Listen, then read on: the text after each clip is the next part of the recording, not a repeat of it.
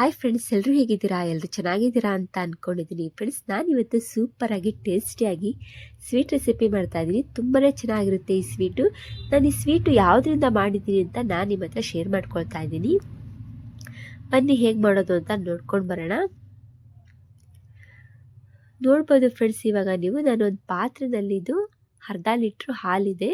ನಾನು ಅರ್ಧ ಲೀಟ್ರ್ ಹಾಲು ತೊಗೊಂಡಿದ್ದೆ. ಇದನ್ನ ಹಾಲು ಬಿಸಿ ಮಾಡೋಕೆ ಇಟ್ಕೊಂಡಾಗ ಹಾಲು ಒಡೆದೋಗಿದೆ.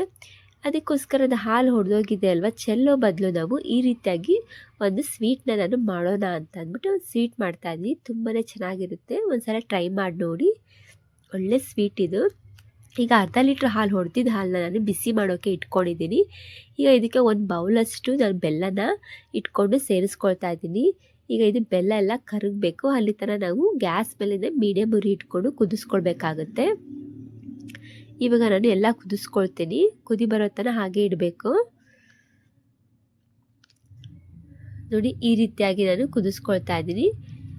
ಇದು 2 ನಿಮಿಷ ಹಾಗೆ ಕುದಿಸ್ಕೊಳ್ಳೋಣ. ಈ ಕುದಿಸ್ಕೊಂಡ ನಂತರ 2 ನಿಮಿಷ ಆಗಿದ ನಂತರ ಇದಕ್ಕೆ ನಾನು 2 ಸ್ಪೂನಷ್ಟು ರವೆನ ಸೇರಿಸ್ಕೊಳ್ತೀನಿ. ನಾನು ಇದನ್ನು ಮೀಡಿಯಮ್ ರವೆನ ತೊಗೊಂಡಿದ್ದೀನಿ. ಬೇಕಂದರೆ ನೀವು ಇದಕ್ಕೆ ಚಿರೋಟಿ ರವೆನೂ ಹಾಕ್ಕೊಳ್ಬೋದು. ನಾನು ಇದಕ್ಕೆ 2 ಸ್ಪೂನು ಮೀಡಿಯಮ್ ರವೆನ ಹಾಕ್ಕೊಂಡು ಚೆನ್ನಾಗಿ ನೋಡಿ ಈ ಥರ ಮಿಕ್ಸ್ ಮಾಡ್ಕೊಳ್ತೀನಿ. ಒಂದು ಗಂಟು ಇಲ್ಲದೆ ಇರೋ ಹಾಗೆ ನಾವು ಮಿಕ್ಸ್ ಮಾಡ್ಕೊಳ್ಬೇಕು. ಇವಾಗ ಇದನ್ನು 2 ನಿಮಿಷ ಹಾಗೆ ಕುದಿಸ್ಕೊಳ್ಳೋಣ. ಇದು ಏನಿಲ್ಲ ಅಂದರೆ ಒಂದು 10 ನಿಮಿಷದೊಳಗೇ ಆಗೋಗುತ್ತೆ ಈ ಸ್ವೀಟ್ ರೆಸಿಪಿ.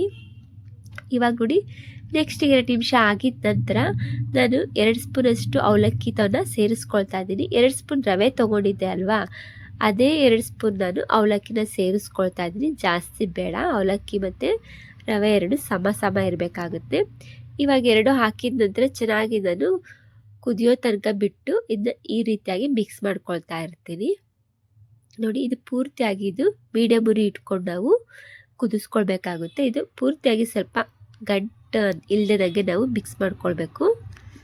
ಈಗ ನೋಡಿ, ಗಟ್ಟಿ ಆಗೋ ತನಕ ನಾವು ಹಾಗೇ ಕುದಿಸ್ಕೊಳ್ಬೇಕಾಗುತ್ತೆ. ತುಂಬಾ ಚೆನ್ನಾಗಿರುತ್ತೆ ಈ ಸ್ವೀಟು. ಏನಾದರೂ ಹಾಲು ಏನಾದರೂ ಹೊಡ್ಕೊಂಡಾಗ ಈ ರೀತಿಯಾಗಿ ಒಂದ್ಸಲ ಟ್ರೈ ಮಾಡಿ ನೋಡಿ. ತುಂಬ ರುಚಿಯಾಗಿರುತ್ತೆ, ತುಂಬಾ ಟೇಸ್ಟಿಯಾಗೂ ಇರುತ್ತೆ. ನೋಡಿ, ಕುದಿ ಬರ್ತಾ ಇದೆ. ಹಾಗೆಯೇ ಇನ್ನೊಂದು ಸ್ವಲ್ಪ ನಾನು ಕುದಿಸ್ಕೊಳ್ತಾ ಇದ್ದೀನಿ. 2 ನಿಮಿಷ ಆಗಿದ ನಂತರ ಇದಕ್ಕೆ ನಾನು 2 ಏಲಕ್ಕಿನ ಕುಟ್ಟಿ ಇಟ್ಕೊಂಡಿದ್ದೆ, ಅದನ್ನು ಹಾಕ್ಕೊಳ್ತಾ ಇದ್ದೀನಿ. ಇವಾಗ ನೋಡಿ, ಇದನ್ನು ಮಿಕ್ಸ್ ಮಾಡ್ಕೊಳ್ತೀನಿ ಚೆನ್ನಾಗಿ ಒಂದ್ಸಲಿ. ಲಾಸ್ಟಿಗೆ ನಾನು ಏಲಕ್ಕಿನ ಸೇರಿಸ್ಕೊಳ್ತಾ ಇದ್ದೀನಿ. ಇನ್ನೊಂದು ಸ್ವಲ್ಪ ನಾನು ಕುದಿಸ್ಕೊಳ್ತೀನಿ.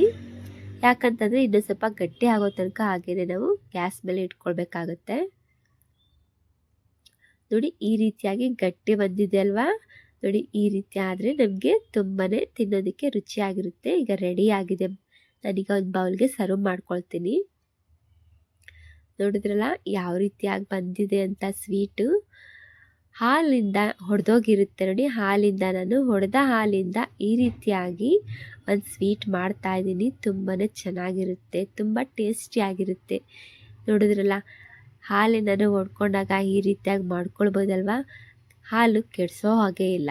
ಈ ರೀತಿಯಾಗಿ ನಾನು ಒಂದು ಸ್ವೀಟ್ ಮಾಡ್ಕೊಂಡಿದ್ದೀನಿ. ಈ ವಿಡಿಯೋ ನಿಮಗೆ ಇಷ್ಟ ಆದರೆ ಈ ವಿಡಿಯೋಗೊಂದು ಲೈಕ್ ಮಾಡಿ, ಕಮೆಂಟ್ ಮಾಡಿ, ಶೇರ್ ಮಾಡಿ.